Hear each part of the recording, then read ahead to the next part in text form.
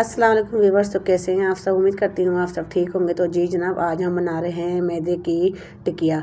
तो मीठी टिकिया हम बना रहे हैं। मीठी टिकिया बनाने के लिए हमने यहाँ पे ले लिया आधा किलो हमने मैदा लिया है। आधा किलो मैदे के साथ अच्छे से हमने छान लिया है, छान के ज़रूर लेना है। और अब हमने ले लिया है यहाँ पे सूजी। तो सूजी जो है हमने यहाँ पे ली है एक पाव आधा किलो में 1 पाव सूजी शामिल करेंगे, बारीक वाली सूजी। इसको भी छान लेंगे, छान के अच्छे से इसको जो है दोनों को मिक्स कर लेंगे। अब इसमें जो इंग्रेडिएंट्स डाल जाएंगे वो हम इसमें ऐड करेंगे। इसमें हमने लिए हैं यहाँ पे हमने लिया है पिसी हुई चीनी आप अपने टेस्ट के हिसाब से ले सकते हैं। मीठी मैंने आधी प्याली ली है। और यहाँ पे मैंने 4 टेबल स्पून मैंने सफ़ेद तिल लिए, 4 टेबल स्पून मैंने यहाँ पे लिए, मतलब आधी प्याली मैंने दोनों चीज़ें सफ़ेद तिल के और पिसा हुआ खोपरा लिया है और इलायची पाउडर डाला है, हाफ टी स्पून इलायची पाउडर। और इसको अच्छे से मिक्स कर ले। मिक्स करने के बाद अब यहाँ पर लेंगे आधी प्याली हमने ऑयल और घी लिया है। तो इसको हमने मेल्ट कर लिया था अच्छी तरह घी को। तो इससे थोड़ा थोड़ा करके हम डालेंगे, इसको अच्छे से मिक्स करेंगे। जब इसकी मुट्ठी बनने लगेगी समझे आपका घी जो है मैदा अच्छे से तैयार हो गया है। तो अभी हम और डालेंगे इसमें घी। तो थोड़ा थोड़ा करके हम इसमें घी डालेंगे और सारा ही घी इसमें चले जाएगा।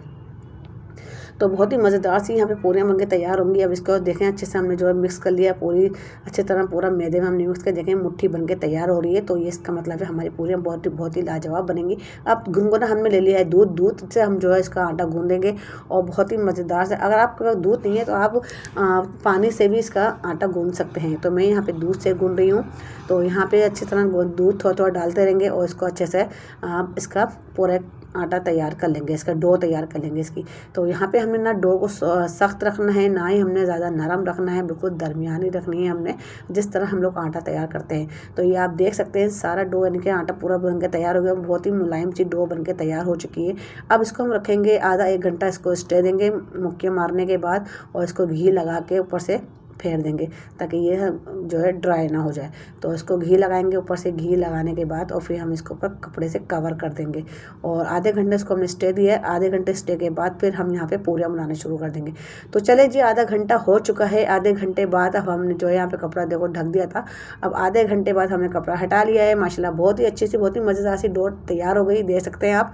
ना ज़्यादा सख्त है ना ज़्यादा नरम है। अब यहाँ पे हम डालेंगे घी हमने पूरा ग्रीस कर लेंगे पहले, जिस आप कटिंग बोर्ड पर डालें या फिर इस पर डालें स्लिप पे। तो मैंने यहाँ पे स्लिप पे डाल दिया और इसको एक पेड़े के बराबर हम जो है कटिंग करके आटा ले लेंगे। और बहुत ही देखें कितना अच्छा सा हमारी डो बन के तैयार हुई, कितने अच्छे से कट गई है।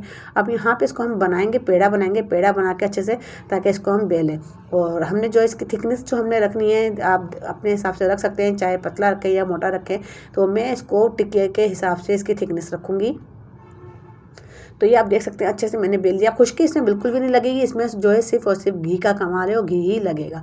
तो यहाँ पे मैंने गिलास ले लिया, गिलास का या आपके पास कोई सांचा वगैरह है तो उससे भी आप कर सकते हैं। तो मैंने गिलास से यहाँ पे कटिंग करना शुरू कर दिया है। तो इससे बड़ी अच्छी अच्छी टिक्कियाँ बन के निकल आती हैं।